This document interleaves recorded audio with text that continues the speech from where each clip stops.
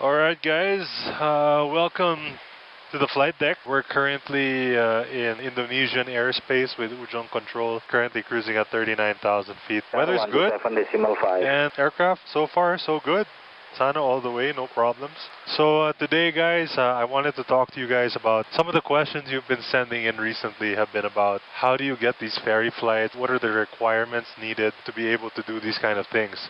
I'd like to introduce my idol to give you guys the lowdown. Take it away, sir. Hi, good morning everyone. Getting the ferry flight gig, of course you have to have the correct license. You have to have the right training to do this, so international operations and things like that. It's always also an asset if you have experience in the routes, or if you have experience long cross-country flights, or if you have some airline line experience. So that would be a big help, because basically ferry flights are almost half of corporate / general aviation airline flying. So you're flying an airliner, but the rules that you're using is a little different from what you usually used to do in the airline. You have a dispatch, you have all the guys who are going to do it for you, you have an agent and things like that. You even have maintenance contracts on every airport that you're going to land into in terms of support. Here you got none of those. I mean, if you look in the back, we have a box of hydraulic fluid and oil and all kinds of stuff. So in case hydraulics go low, oil goes low, we got to do it on our own. We got to fill it up, you know. Like I always say, the job is to deliver an airplane.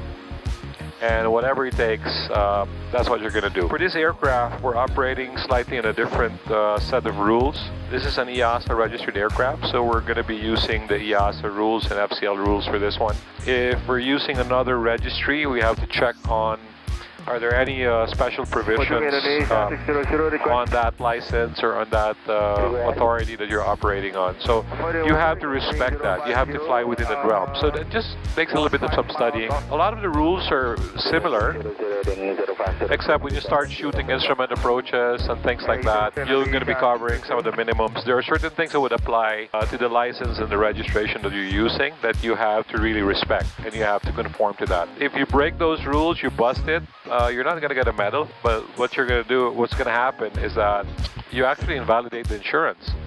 And the ferry companies do not like that. So you have to have a high level of awareness. On the technical side, to be a ferry or a demo pilot, you know, you have to be more on the engineering side of things. It's not just that I'm a pilot, this is what I'm going to do, I'm going to fly the aircraft, you know, and then I'm going to deliver it, that's fine. There are certain technical stuff that you also need to be familiar with in terms of the paperwork, in terms of the procedure and other things like that. Because here you're going to cover everything. We have to count the spray cans in the back. We have to make sure that properly sprayed and secured the cargo hold. As far as the technical status of the aircraft is concerned, you're going to go really beyond just accepting the aircraft. You're going to screen everything. What mods they did, what other stuff that they put in the aircraft. Things like that. It's very different. In the airline, after a flight, you secure the aircraft, you leave the flight deck, maintenance is going to come up. They're going to update all the times and things like that, and they're going to sign it off for the next crew to accept. You're going to do everything. It's all you. It's really all you. Even the fuel planning for this flight, we're the ones who are actually going to plan around that. Fuel price is a concern. Fuel availability is a concern, especially now with the cost of, you know, oil is actually higher, so expect higher than normal fuel costs. So we have to see where we can tanker fuel, where we can get optimum routing, optimum altitudes for the route, and then what are the minimums we're going to use. And flying out into Australia, the weather is very interesting because it's raining cats and dogs. It's not very stable right now, especially in the northern side in Darwin. We do expect some crappy weather in between, so we'll see how that's going to go. And the same is going to go for Melbourne. We have to plan around that, but we cannot also do some cost overruns and just say, hey, you know, load as much as you want. The owner of the aircraft and the ferry companies, you're also not going to like that. You have to really know where you're at. It's not necessarily an absolute minimum that you're flying on fumes all the time. You need to be able to calibrate when to push it and when to be conservative, because at the end of the day, you have to also conserve the asset.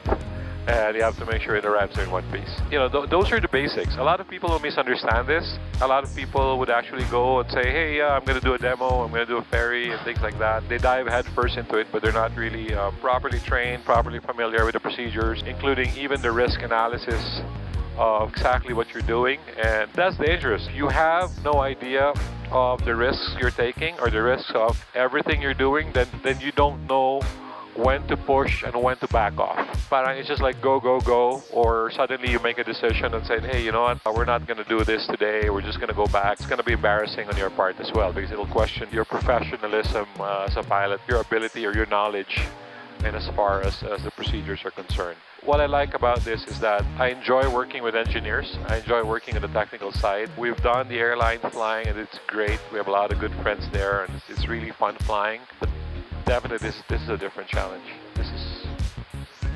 This is totally different. Aside from the actual ferrying and the demo part, getting to even be able to be considered to do this, there's a prerequisite.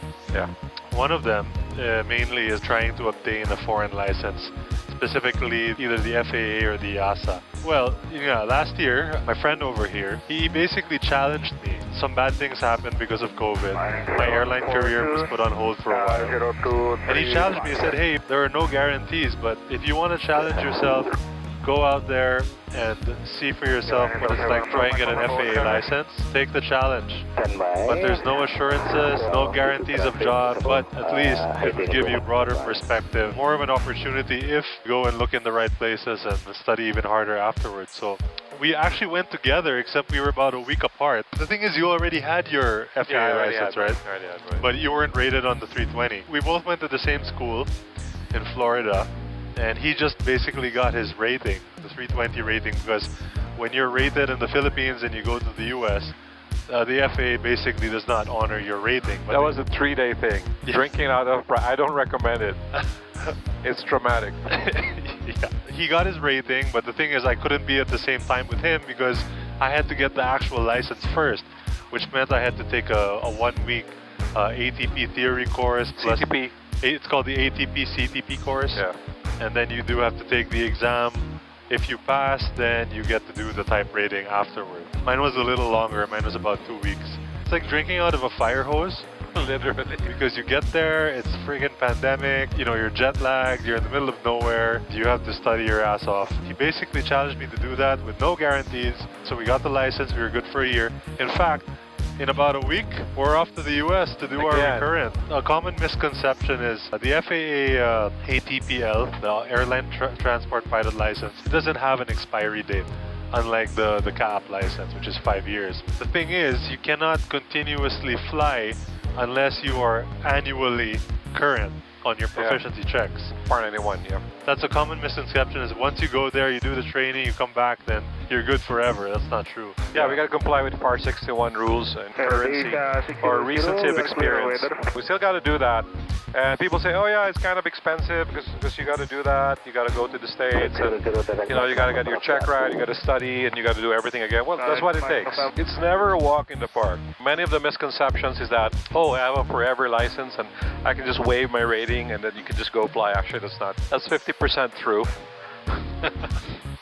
The other half is that you got to maintain the rating. You got to go back. You got to do sim training. You got to do all the recurrent over there and get the designated airman to check you out and sign you off. Yeah. So thankfully, thanks to the challenge that was given to me, we're here.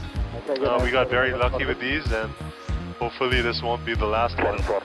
I hope that enlightened you guys a little bit about the questions you asked. And oh, one more thing. If you have an FAA license and a Capt license, it doesn't mean that you give up one or the other. It simply means that you have both. But yeah, there's more responsibility because now you have to maintain both licenses. Yeah, right? Cost, and it depends what rules you're going to operate in, where you're going to get your validation. I mean, in the ferry business, there is a vetting process. They really check your backgrounds, the references that you put in there, your minimum experience, and things like that.